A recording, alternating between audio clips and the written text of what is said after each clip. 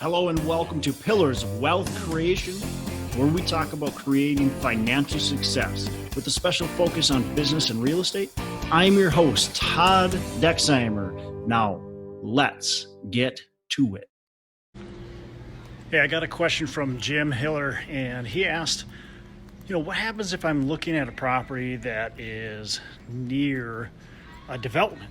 Big development, quite frankly. In this case, that's going on. He's looking at an older property, and that older property is kind of a B-class area, and he wants to buy it. It's a smaller property, but there's a new development coming in. It's a mixed-use development. It's a big project.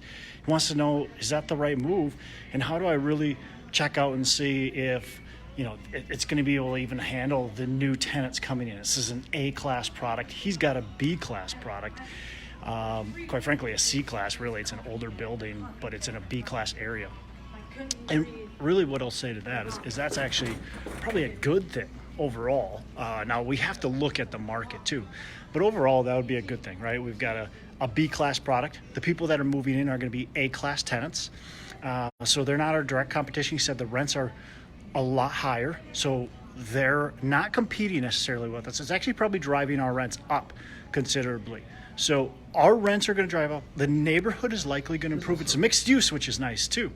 And mixed use is going to bring in other jobs. It's going to bring in people to the area. So it's generally going to bring traffic in towards our area too. So this is all good stuff. So now what we really have to determine is, what's the absorption going to be? So you've got to look at where are the trends in the area. Are there trends? Do people want to move there? Do people want to live in that area?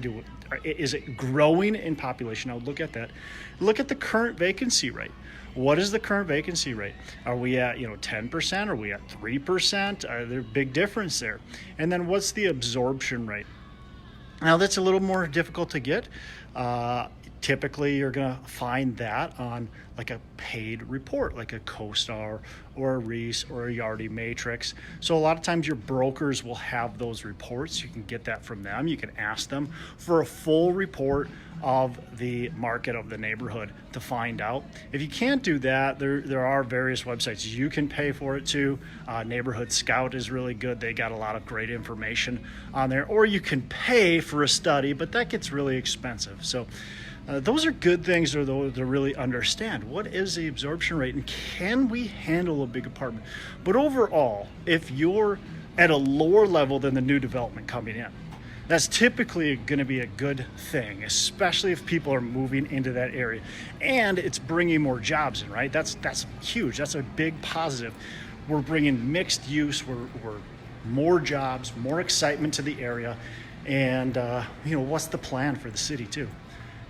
That's it. I gotta go. I gotta get on my flight right now. See ya.